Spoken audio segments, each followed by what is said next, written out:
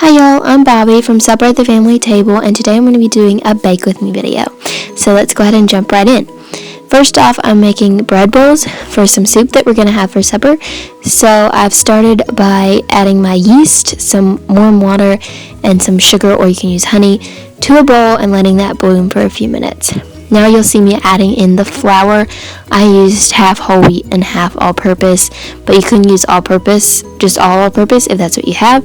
It's totally fine either way. I just like to add the whole wheat because it adds a boost of nutrition. But adding the all-purpose as well makes people that like white bread not notice it so much. So I'm going to add that in there now, and I'm going to mix it together. Then you're going to see me add in the salt. And you're going to add in olive oil or avocado oil. Either works great.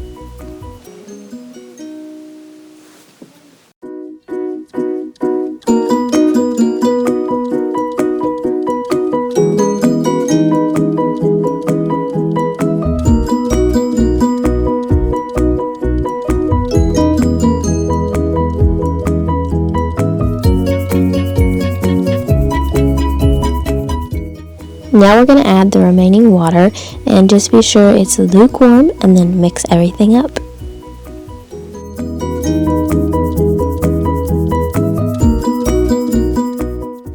At this point your dough is going to be very sticky, so you're going to need to add up to an additional half cup of flour.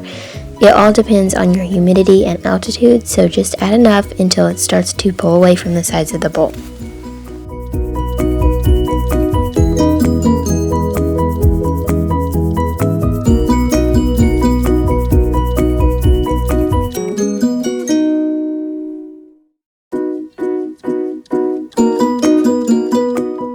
Now you're just going to want to knead your dough. You just need to do this for a few minutes, just until it comes into a nice smooth ball. You could also totally do this in your stand mixer like a KitchenAid.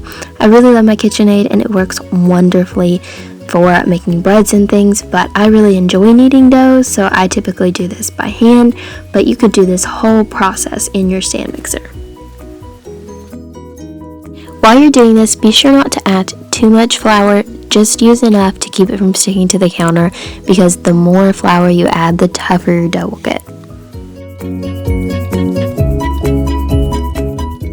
Once you're done kneading it, you're going to go ahead and add it to a greased bowl and let it rise for about 45 minutes in a warm, draft-free place. I actually really like to do this in my Instant Pot liner and just turn it on the yogurt setting, and it really works beautifully for making dough rise much faster. You can usually do it in about half the time. Once your dough has doubled in size, you're going to go ahead and split it into 4 pieces and roll it into large balls to get ready to rise again for another 45 minutes or so, just until they're doubled in size.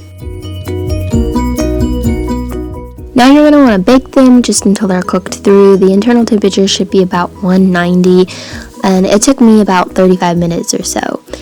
Once they're cooked all the way through and they're nice and golden brown on top, you're going to want to cut the middle out of them so you can add your soup into your bread bowl, and just go ahead and serve whatever soup you want to serve in these bowls. We did broccoli potato cheddar today, but potato soup, my split pea and broccoli cheddar soup that I already have here on YouTube would be delicious. I'll link it down below, or any of your favorite soups would be so good in a bread bowl. Absolutely love bread bowls. I recommend that you also scoop out some of the excess bread in the middle of the bowl to make more room for your soup.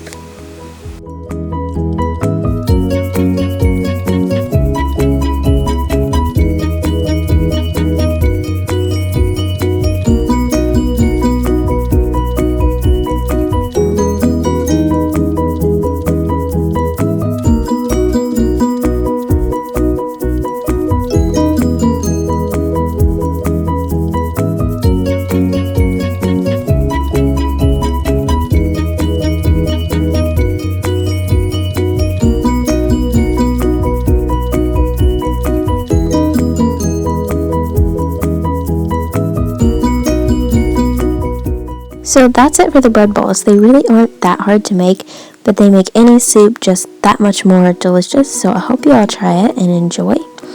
Now, next on the Bake With Me video, we're going to be doing oatmeal cups. So these are great for dessert. I made them tonight, and we had them for dessert as well as to have on hand for breakfast throughout the week. So they're a great make-ahead option for a quick on-the-go breakfast. To start, add pure maple syrup, eggs, and milk to a bowl and whisk until all of that's combined.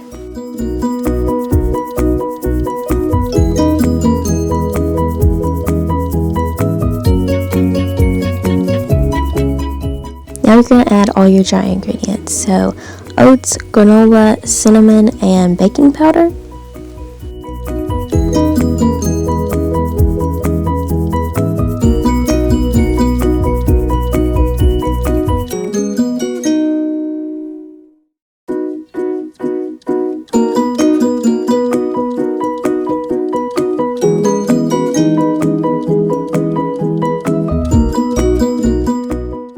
Now just mix that till it's all combined, and now you can add in all kinds of different mix-ins. So you could add in chocolate chips or chocolate chunks, you can add in raisins and nuts. You can really do whatever you want here.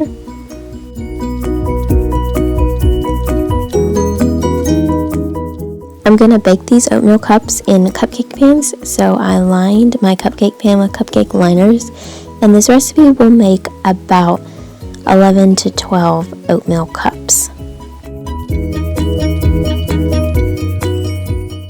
I really like to use an ice cream scoop to scoop the batter into the liner, but you can totally just do a spoon if you'd like. This just makes it really easy to make them all one size.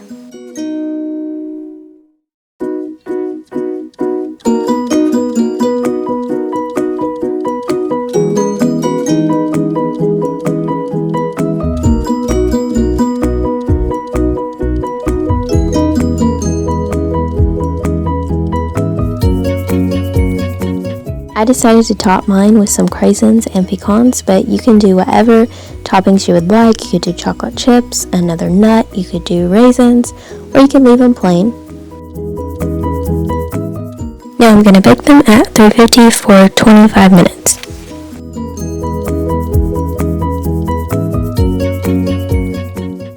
These are so delicious. They're a great breakfast or quick snack or even dessert if you wanted to do that.